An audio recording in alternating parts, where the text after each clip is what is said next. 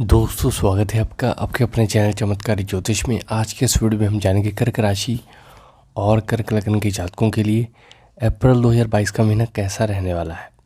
तो ये महीना कई क्षेत्रों में सफलता के द्वार खोलेगा। दशम भाव के मालिक मंगल के बृहस्पति के साथ अष्टम भाव में रहने से विदेशी संस्थान में काम कर रहे लोगों को सफलता मिलने वाली है। इस दौरान नई नौकरी के योग हैं। विदेशी संस्थान में पढ़ रहे विद्यार्थियों के लिए समय अच्छा है। बृहस्पति पंचम भाव के स्वामी मंगल के साथ अष्टम भाव में रहेंगे। विदेशी आकर पढ़ने का मौका मिल सकता है। घर का माहौल सुख में रहेगा। दूसरे भाव के स्वामी सूर्य के भाग्य स्थान पर होने से आपसी तनातनी खत्म हो जाएगी। हालांकि इस दौरान लव लाइफ में कठिनाइयाँ आएंगी और लव मेट के साथ दूरियाँ बढ़ सकती हैं। नौकरी पेशा लोगों की प्रमोशन के साथ उनकी आमदनी का रास्ता खुलेगा। एकादश भाव में राहु की स्थिति होने से आमदनी में वृद्धि होगी। स्वास्थ्य के मामले में बृहस्पति के भाग्य स्थान पर होने से आपको फायदा होगा। इस दौरान आपको बड़े से बड़े रोग से मुक्ति मिल सकती है। अप्रैल का महीना हर तरफ से आपके लिए खुशियों भरा साबित होगा। अगर आपके कैरियर की बात की जाए तो कर्क राशि के जातकों के लिए कैरियर के दृष्टिकोण से ये महीना काफ़ी अच्छा रहेगा। इस महीने की शुरुआत में दशम भाव का मालिक मंगल बृहस्पति के साथ अष्टम भाव में होगा। इसकी वजह से कार्य क्षेत्र में आपको सफलता मिलेगी। अगर आप किसी विदेशी संस्थान में काम कर रहे हैं या आपके काम का संबंध विदेश से है तो ये महीना आपके लिए विशेष सफलता लेकर आएगा। दफ्तर में आपको अपने बॉस से शाबाशी मिल सकती है। बुध के कर्म क्षेत्र में रहने से माँ के पूर्वार्ध में नौकरी की तलाश में जुटे जातकों को लक्ष्य की प्राप्ति होगी। पहले से नौकरी कर रहे जातकों को नई नौकरी का ऑफर मिलेगा। माँ के उत्तरार्ध में सूर्य के कर्म क्षेत्र में यानी कि दशम भाव में जाने से आपका प्रमोशन हो सकता है। दफ्तर में आपकी धाक जमेगी और नई जिम्मेवारियाँ मिलेंगी। कारोबार और व्यापार करने वाले जातकों के लिए ये समय सफलता लेकर आएगा। कारोबार में आपका हर फैसला सही साबित होगा। किसी नए काम में हाथ आजमाने का फैसला करेंगे। इस वक्त आप कारोबार में निवेश के लिए प्रेरित रहेंगे और इसका फ़ायदा आपको मिलेगा। व्यापार करने वाले जातकों के लिए नई संभावनाओं का दरवाज़ा खुलेगा। आप किसी और क्षेत्र में व्यापार को फैला सकते हैं। इस दौरान आपके नए संपर्क बनेंगे जिनके माध्यम से व्यापार को लेकर आप नई योजनाएं बना सकते हैं। अगर आपके धन की बात की जाए तो आर्थिक स्थिति इस वक्त बहुत अच्छी रहने वाली है। दूसरे भाव के स्वामी सूर्य के माँ के पूर्वार्ध में नवम भाव में स्थित होने से गुप्त धन का योग बन रहा है। एकादश भाव में राहु की उपस्थिति होने से आमदनी में वृद्धि के योग बन रहे हैं। नौकरी पेशा लोगों के प्रमोशन के साथ उनकी आमदनी का रास्ता खुलेगा। नौकरी कर रहे जातकों को बॉस द्वारा सम्मानित किया जा सकता है।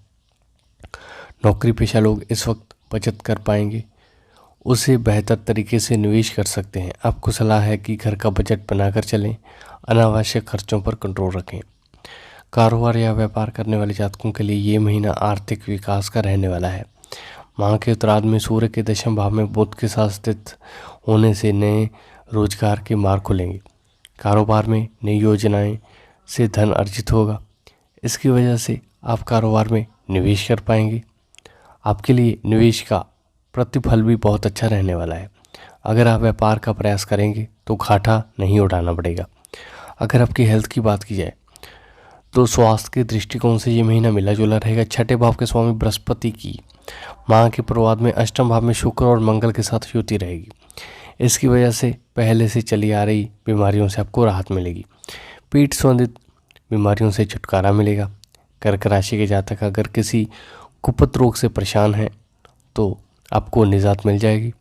जीवन साथी के स्वास्थ्य से भी आपको सुखद परिवर्तन दिखाई देगा। हालांकि परिवार में किसी बड़े बुजुर्ग के स्वास्थ्य में थोड़ी बहुत परेशानी हो सकती है।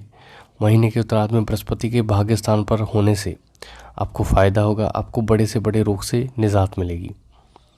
अगर आपकी लव लाइफ की बात की जाए तो प्रेम संबंधों में कर्क राशि के जातकों के लिए ये महीना मिला जुला रहेगा।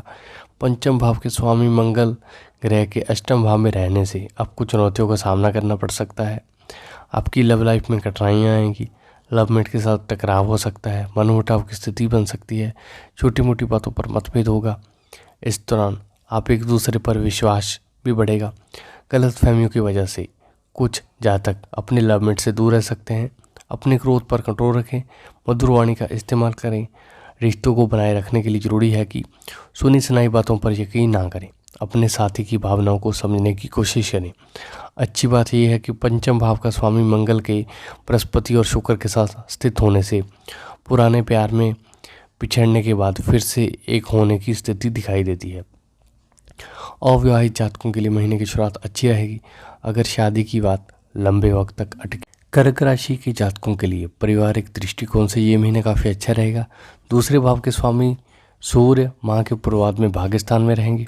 इसकी वजह से परिवार में चली आ रही तनातनी दूर होगी। घर परिवार में एकता आएगी। सभी सदस्यों का आपस में भरोसा बढ़ेगा और एक दूसरे के प्रति प्यार बढ़ेगा।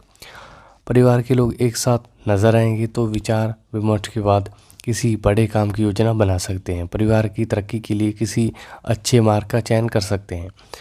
माह के उत्तरार्ध में परिस्थितियाँ और भी अनुकूल होंगी। भाग्यस्थान पर बृहस्पति के गोचर होने से आपको फायदा होगा। परिवार के लोग एकजुट होकर किसी धार्मिक कार्यक्रम का आयोजन कर सकते हैं। इसके अलावा पारिवारिक काम धंधे की तरक्की में सभी सहयोग करेंगे। इस दौरान मिलजुल कर किसी नए कार्य का श्री गणेश हो सकता है। आपको सलाह है कि घर परिवार के अच्छे माहौल का उचित फ़ायदा उठाएं। परिवार के लोगों से अपने व्यक्तिगत संबंधों को मजबूत करें। अगर किसी सदस्य से संवादहीनता की स्थिति है तो आपसे रिश्ते ठीक होने का ये सही समय है। इस समय परिवार के सभी लोग आप पर भरोसा करेंगे।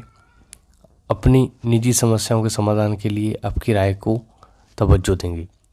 तो उपाय के तौर पर भगवान शिव का दूध में तिल डालकर जलाभिषेक करें। मंगलवार के दिन 7 बार हनुमान चालीसा का पाठ करें। बृहस्पतिवार के दिन केले के वृक्ष में चने की दाल अर्पित करें और मंगलवार को छोटे बालकों को गुड़ बांटें।